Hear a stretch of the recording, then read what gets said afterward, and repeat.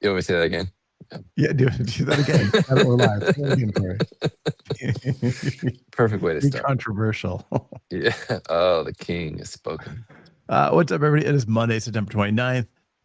Coming at you live from my office, but we've got Adam, Label King, Peak, coming Hey guys. from Pack Expo in Las Vegas with his 6-7 shirt. Yeah, check it out. If you see me at the show, we got the resin code 6 with Evelio, and then on the back we got 7 with Cory's face. Oh my god, that's my picture. Oh my god. Yeah. I love and it.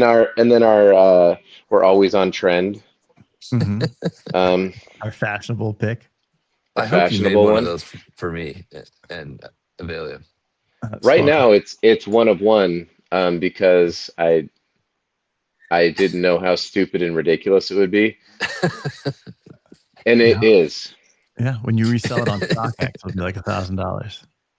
Well, I already wore it. It's on, so I can't wear it. I can't resell it on StockX. But maybe Goat. Maybe I can sell it used on Goat. It's more valuable that you wore it, right? It's like when Kobe, if you got one of his old jerseys, it's worth more that he wore it. That's it. What's up, Brandon? How's it going? Then you've Brandon. also got Cory the Caveman Connors joining us. I don't know where this caveman thing came from, but it's Cory corrugated. I love it. Connors, host of Sustainable Packaging Podcast. You are at SPC. SPC Advanced, live from Boston. Beautiful here. What an awesome place. I'm so impressed with this city and this event. Do you like apples? I do. How do you like them? I like them a lot. Yeah, they're delicious. I got to get to Southie so I can represent. You can say that. You don't need to do that. That's cultural appropriation. They'll know that you're from the corrugated industry immediately and kick you out of there. I was with Mikey Pasciutto last night, who is a local here, so he gave me a pass to say some of those things. Oh, okay. Yeah. Nice, man. Talking about being canceled and all that good stuff. I hear, so my dog hates you guys. Cory, I heard you lost a follower because you're paid by Big Cardboard. That's right. Yeah, I lost a follower this week on LinkedIn.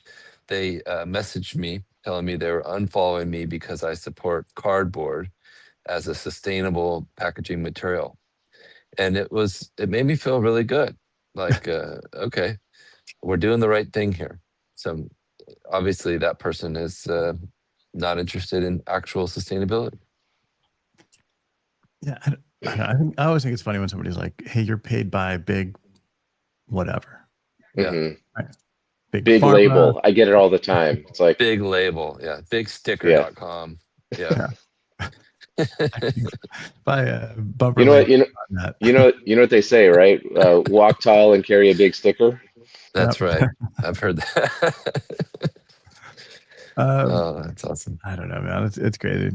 I am not at an event, but as a designer, both of these events, when you're on the creative side, you don't typically hear about going to Pack Expo in terms of like looking for inspiration, seeing the latest in packaging trends, but you're seeing a lot of manufacturing. And then SPC is another one that you're not like, hey, I got to get to SPC because I want to get inspired in design. There's a bunch of different shows that you go to. There's like Creative South. There's like some of the AIGA ones that are put on.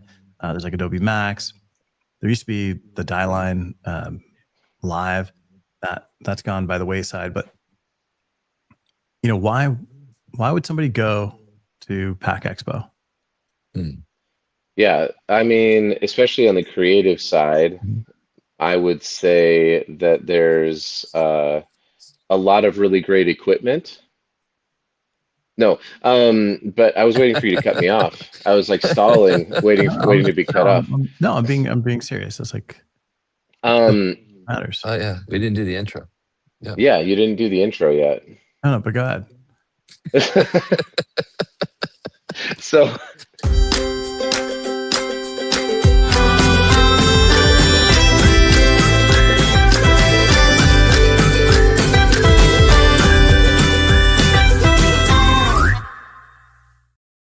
also you've got like the waste, like what happens to all the stuff you design? Where does it go?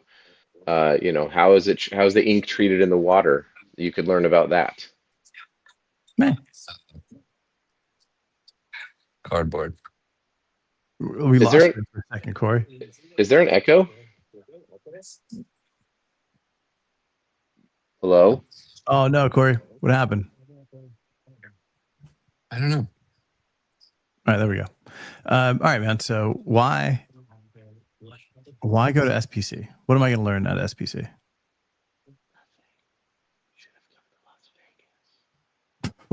What? I said nothing. You should have come to Las Vegas. I think we've lost Cory. Maybe Cory's he's back. Cory's back. He's back. All right, Cory. Why? All right, Adam. Why go to SPC? What is it? SPC is a Sustainable Packaging Coalition. They do events pretty regularly. I've been to one of them actually in Boston, and Hey, do you like apples? I got a number. How do you like them apples? Yeah, for designers, I think anybody in packaging, if you are, whether you're designing it or whether you're hosting talk shows that are solid C minus talk shows because of internet connections, whatever your role is C within the plus. packaging space, a show like SPC or Pack Expo is going to be useful. Is it the best use of your time and money? I don't, that depends on what the type of things that you're designing. But if you want to be around people who are,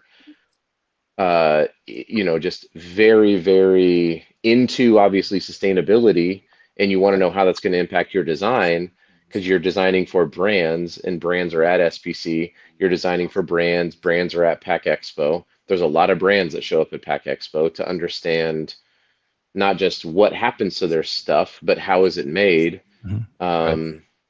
And it's also just a networking time. I mean, last night I connected up with Jared Spencer and Mick Arnold, and we had a All right. great time just hanging out and talking about the struggles and you just don't get to meet a lot of other people in the packaging industry. So I think they're good for that too. Agreed. So, and what's SPC, Cory? SPC, the Sustainable Packaging Coalition. It's a nonprofit, and it is focused on improving the circularity and sustainability of packaging materials through their how to recycle label, through the whole green blue overarching organization has really done a good job, especially with these two shows, SPC Advance, and there's another one, SPC Intermediate. Low Key. I don't remember what it's called, but that one will be in Nashville in April. But this is a real gathering of EPR experts, packaging experts, brands. It's fascinating and lots. What kind of lots brands are showing up to this? to learn? I just saw a panel with a person from L'Oreal and a gentleman from Kraft Heinz talking about how small format packaging is difficult to make it through a MRF, and how they're working to fix that with a company called Closed Loop Partners. They're just making the small packaging bigger. No, actually, they're working to collect it through equipment and interesting logistics. It was fascinating. Is anybody there? Like I'm seeing this packaging right here for these nuts. Is this a way that maybe people are coming up with circularity and sustainability for like these specific nuts right here, honey roasted? I think the guys from Mind Goblin are probably talking about that. Yeah, definitely. But what? All right. So as a creative, going to these shows, going to SPC, sometimes you don't feel like you're getting the most out of it. Going to Pack Expo, because you kind of go in with this mentality of, I'm looking for design inspiration. I'm looking for, process, something that I haven't seen before. Right. And maybe you just need to go into these a little bit more open-minded. Like, let me go in, instead of I need to find, you're not walking into a live Pinterest, you're walking into an opportunity to be educated, right? To learn what happens behind the scenes, what happens in the production, maybe you'll find a new process that you weren't thinking of. Maybe you'll find a new fold. Maybe you find a new machine. So when you're talking to a manufacturer, you're like, hey, can your machine do X? Right. And then you can kind of design towards that. Or you're seeing some fulfillment. Cause like I'm at Pack Expo. Are you seeing filling machines for liquids, for soft goods, for food? Are you seeing that kind of stuff on the floor? Yeah.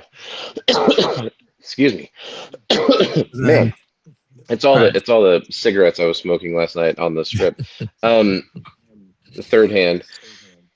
Yeah, there's a ton of stuff to see. I mean, Pack Expo is massive. I mean, there's food processing, there's waste management, there's packaging automation, robotics. There's a lot of ways to be educated.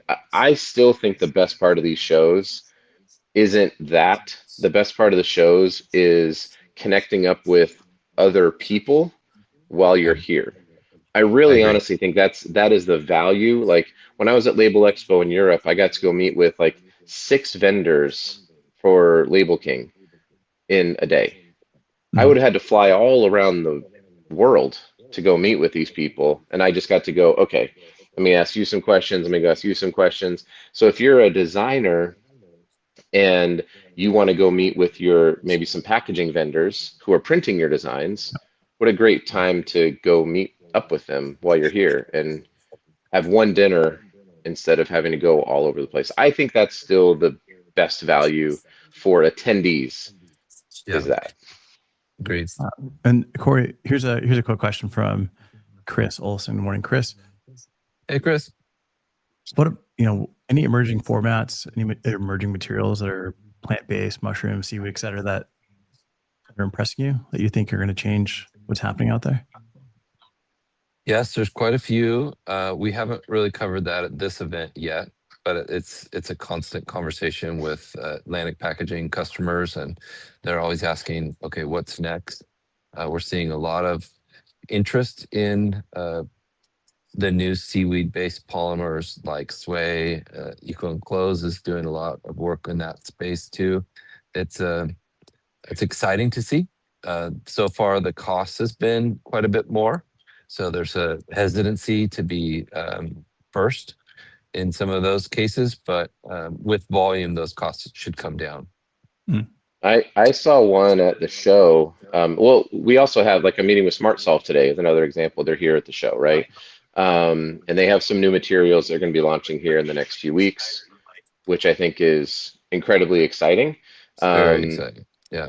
And so that's I think a really cool option. But there is a company that does coatings for folding cartons to replace like a plastic coating for a barrier for baked goods. So it's FDA approved, but it is it has a cellulose derivative and will be unimpactful in recycling. So it's stuff like that that's like these little on the margins where we can get these little wins where we can remove plastic where it's no longer necessary. And it's also not the primary cost of the most of that cost of that box is in the paper and the ink and the printing of it, not necessarily the coating. And so while that is more expensive, the overall impact is really limited on a cost standpoint. But the sustainability impact is big because those boxes move from problematic in a MRF to non-problematic, which is a big win. Yeah, and that's similar to like what Nopla is doing with their seaweed-based coatings. Yep. Or the same thing for food, for baked goods, that begins degrading pretty quickly. I'm excited to learn more about compostables here, because things like Nopla I think that can be recycled, but it can also be composted. So what's the better method, and how will the MRF know what to do with it? And so that's the kind of questions I have for those things, because I think they're the future. And I'm just hoping that they actually get recycled or composted. Yeah. I mean, in Europe, they've got 47 different bins in everybody's house. So you actually self-separate and it allows for actual composting and, processing correctly. Here we've got one. There's actually 60. There's actually 67 different bins. Johnny, good old Johnny Gary coming in saying he completely agrees. Of course he does, because who doesn't agree with us? That's right, Johnny. Keeping his mind and eyes open at the show. Do us a favor, Johnny. Go find Adam. Tackle him. You see him, tackle him. Have Yeah, him by the sign way, so your I'll only be chest. there today. I'll be wearing this shirt, and I have some paper crowns to give away. I've got some Label King rubber ducks to give away, and then I also have some kids books to sign and give away. So come and find me. I'm not going to be at any particular booth. I'll just be wandering around the show, and I would like to not have to bring these back. So happy to give some stuff away. Awesome, man. Cool. All right. So as a designer going into these things, like you've got your marching orders, right? You get in there, open-minded, go see what's happening, talk to people. If you're in CPG, go see the CPG guys. Go see the guys that are doing the flexible films, that are talking about flexography, that have new barriers, new processes. I always tell you, go talk to the printers, learn what they do on the back end. It's gonna make you a better designer. Now, if you're not a designer, if you're a packaging salesperson, why should you be going to either of these shows? Because that seems like different than Corey? going into creative. Oh, is Corey lost? I'm back. Okay. Well, Corey, the Sorry, guys. question is, if you're a packaging salesperson, how do you? Oh, sweet. Yeah, Let's go, Johnny. He's threatening. I'll Johnny find will you. find you. I want video of him tackling you. Yeah. So what should you do if you're a packaging sales rep at these shows, Corey?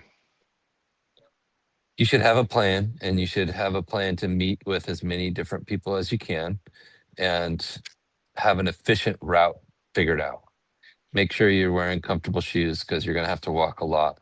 But don't schedule as many specific meetings as you can, because it's difficult to go from this building to that building, back to this building, back to that building. So just have kind of a organic plan where you can say, okay, I'm going to be in this building today.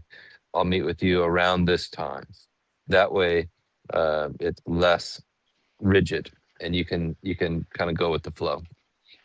Yeah. And if you're all right, so don't wait. I want to add to this. add away. Can I add? There's more. There's more. There's more. Yes. Stop trying to go around and sell to the vendors who are setting up there with their stuff. Right. Worst. Nobody is there to be sold to. Like, you have to understand sales humans. Come on in close. They have spent hundreds of thousands of dollars potentially to get all of their team there. They're not like, oh, I sure hope somebody tries to cold call sell me on something. Yeah. But they are there to sell. To sell something. Right. Yes. So, go get information if you want to, like stop by their booth, but 5-10 seconds maybe. Now, if you have something to offer them, so let's say it's a contract manufacturer and you have a lot of customers, then go say like, hey, I actually work in this industry. I have a lot of customers. Can I get some information on what you provide? And maybe I have people in my network that I can send your way. That's valuable to them. Tell them that, but then actually do it. Don't make it a bait and switch to be like, gotcha. I don't really have them there, but do you want to buy boxes from me? Right. Not going to be fun. Have you heard about corrugated? That's my favorite. But it's the same thing as walking into your local grocery store with your homegrown tomatoes and be like, hey, right. Do you guys want to buy these? Yeah, I know you sell tomatoes, but have you seen the? Yeah, have you seen these 4 that I have? Yeah, I mean, it's a great analogy. A ton of money to be there to sell products. None of them are there to buy. If you want to sell at these shows, get a booth. Get a booth. Yeah. Get a booth. Otherwise, shut up. I don't know how to say that nicely. I know when you're at a booth and people come talk to you, you're like, man, I wish I could tell this guy to shut up. But yeah, that's 100%. And then just make connections. And just be a normal, happy human and connect with Right. someone. Yes. Actually Yes. build relationships. Yeah. What a concept. I've met competitors at these events and had a coffee with them, and then had a call with them, and then just, you develop. All right, we're competitors in this particular part of our lives, but doesn't mean that you compete in the rest of it. You might have some overlapping interests. You might have some. There may be some synergies there that you wouldn't have found otherwise. That's a great point. Yeah. Sometimes you find you can actually work together. Yeah. And like Adam says many times, if you can't speak highly of your competitors, maybe you're not as confident in your company as you should be. Well, and also you're not prepared to offer the best solutions for your customers because you don't know what the best solutions are because you don't pay attention to what other people are doing. Mm-hmm. And if they have better solutions and you're not open and willing to offering those, then you really don't have the other person's best interests. You have your own interests in mind. And I think that's a losing strategy. Yeah, for everyone, for sure. Right. For everybody. Right. Yeah. So, all right, man. So if I'm a designer, I kind of know what I'm doing when I go to these things. If I'm a salesperson, I kind of have an idea of what I can do. Don't fill my entire day with meetings, so I'll miss the whole point of the show. Right. Who else is going to these things? If you're a manufacturer, you're the label brands. king. Yeah. They're actually buying. They're interested in the sales pitch at the booth. They want to learn about the latest and greatest. I think there's a lot of value to these shows for people like that are trying to source the latest and greatest material, the most sustainable option, the newest thing. Yeah, like it was my first time when I was at Label Expo as like a person who has to buy things. Yeah. And walking around with that perspective, I was like, oh, now I understand the reason why these things actually happen. It's not just for podcasting. I'm like, oh, Yeah. I need to have a more effective way to wash my Flexo plates. I'm gonna go talk to Flexo Wash. Yeah. Yep. And learn a bunch of stuff and set up meetings and stuff. So yeah, that's who it's the most valuable for, I think. I agree. Which is probably why I think people should partner with folks like us who are third parties to help amplify the message while they have their booth set up. Right. Because you're trying to Invest in reach that. people. It's not, yeah. I mean, just ask anybody that we've partnered with at these booths, and we'll provide with the metrics on how much it expanded their reach to potential customers. Yeah. Right. So, all right, man. If you have a company and you want to show at one of these conferences, shows, it's not cheap. You've got to get a booth. What conference would you recommend a small company like a Label King, Utah, go and show at? Like realistically. For me, I would go to the smaller CPG shows. So I'm not going to go to Pack Expo or even like the Expo West. Like that's too big, it's too expensive, and I'm just going to be lost. So I'm going to try to find maybe a regional. What do you mean you'd be lost? So the really, really big shows to me, yes, it's going to attract a whole lot of people, but if I'm going to spend a limited budget, I want to make sure that it's focused on a show, for example, in Utah. There's a lot of like these really small regional shows that's for startup companies in Utah. I'm probably going to be more prone to go there than I am Expo West. Even though there's going to be a ton of people, I might go to Expo West to meet with people, but I'm not going to have a whole booth set up as a small company. The bigger companies are going to. My bigger competitors are probably going to have booths there, and that's fine. They have a much bigger budget. They can afford for it to be, and it's whatever it is. And it's a deduction for them that they can handle. But Cory, like we've been to shows where you're going down, it's like huge booth, little table, right? There's like a little table and like one guy, and he's got like Jolly Ranchers on there, and he's got whatever his product is on the table. Yeah. And rarely do you see people stopping there. Yeah, but then on the flip side of that, the first time I met Amp Robotics was at a little tiny booth at a huge show, and now they have a huge booth at a huge show. So see what Cory can do for you if he shows up at your booth. That's right. That's it's all because of us. It's because we stopped by. That's right. No, you got to start somewhere, and sometimes you just have to, start small and think big. Yeah. So then, and if you're going to, by the way, if you're going to have that, like, you better have a really good plan before the show on how to leverage an email campaign, social media, whatever it is, to let people know that you're going to be there, which is probably an advantage that I would have at Label King. But if I didn't have a social media presence already, then I would start with a smaller show. So, I guess I'm kind of arguing against myself, where it's like, you can go to these bigger shows and get people to come to your booth if you're there. That's the whole name of the game. You want to get people there. And if you can't, have a social media plan, right? It's probably a waste of time, and money, and a lot of money. Yeah, agreed. And then I know, like, for us over at IDP, we'll be at London Packaging Week. We'll have a big booth there. We're a big sponsor of the event, and then there's a lot of stuff on the back end that's being done to promote it and get people there, get people to see you. If you're going to sponsor one of these events, you got to make sure that you sponsor, because all these events offer a ton of different sponsorship levels, right? You can sponsor the trash can, you can sponsor the urinal cakes, like, you can, like, all the, they got to make money somehow.